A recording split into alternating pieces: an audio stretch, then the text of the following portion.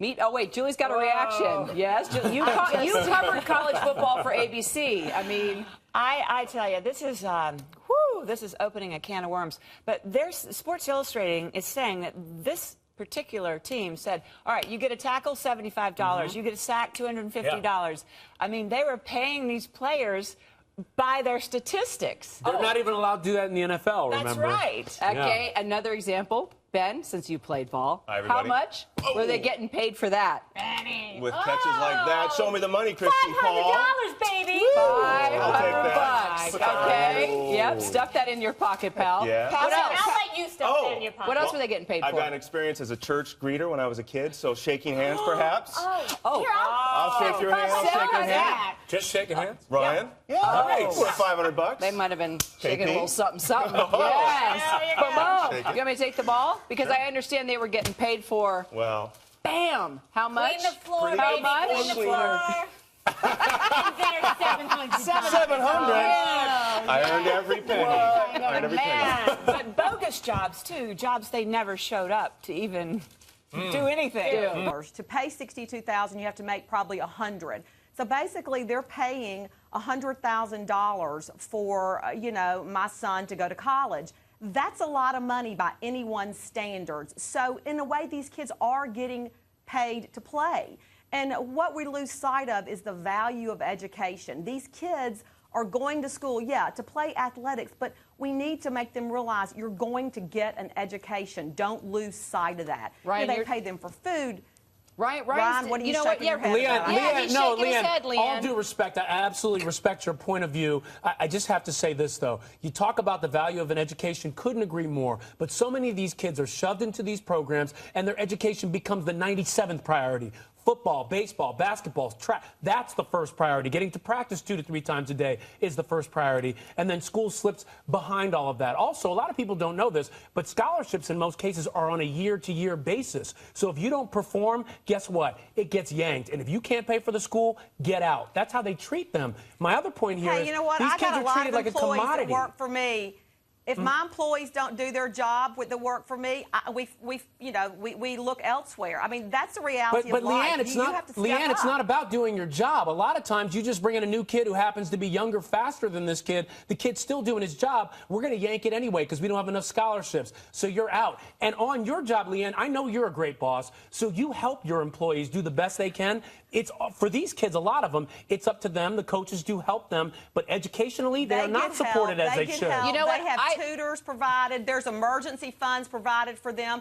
There is all kind of available help that's out there. People just don't realize what's But you know what? Wait, I got to to side with Ryan on this, Leanne. I went to USC, and there were certain classes that the football players would take, and they were.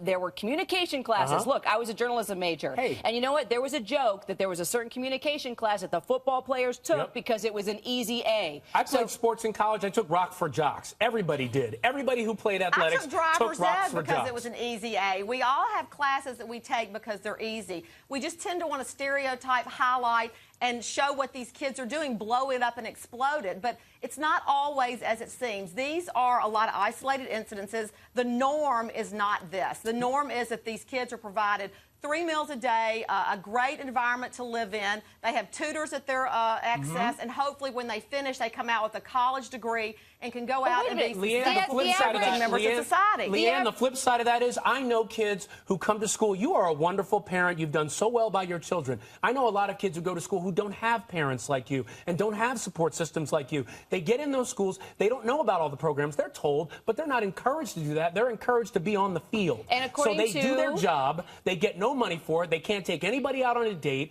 They take some cash from some booster who says, here, take this. Take your girl out on a date tonight. Because the average and then they football get penalized, scholarship not is the booster. $23,000. An average full-ride scholarship is $23,000. You can't survive off that, as we well know. Kira, I went to school and did double and triple practices. You can't have a job. There's no time. Your job is football. And secondarily, to a lot of programs, your job is maybe classes, maybe school. They'll give it lip service. But if you're not performing performing on the field, they don't care. All right, so listen, how are you supposed to have a life? Some coaches are weighing in on this, guys. Texas head football coach Mark Brown was recently quoted saying, quote, "I do think players need to be paid. These players are killing themselves.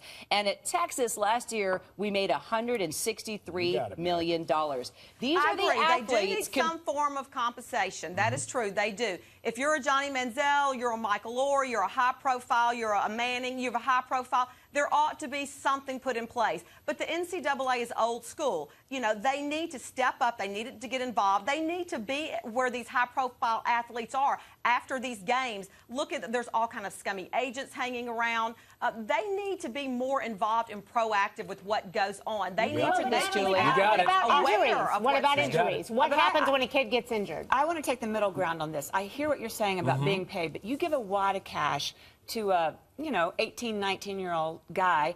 I don't know that they're mature enough to handle that. That's why I feel like deferred payment. No, it's got to be set aside in a program. It's got to be some kind of foundation, some trust fund, something like that they can get to when they're competent enough to make a decision. Let me disagree. Let me disagree slightly with both of you. Here's what I think you do. Stop disagreeing with us. Leanne, I love you, but I got to disagree a little bit. Here's the thing. You give them the money, but for the first time in history, you make a college program responsible. You say, look, college program, you are going to have a program in place that teaches kids about how to manage their money, that requires them to take certain classes. That's what colleges don't do, because they don't care. They don't care about helping these kids learn skills for life. I disagree with you a little bit. Some of these colleges care more than you think. I mean, I've been around the block a couple of times, as I said, with multiple schools with my kids. And this is not the norm. We're making these colleges sound like bad guys. And there are a lot of caring.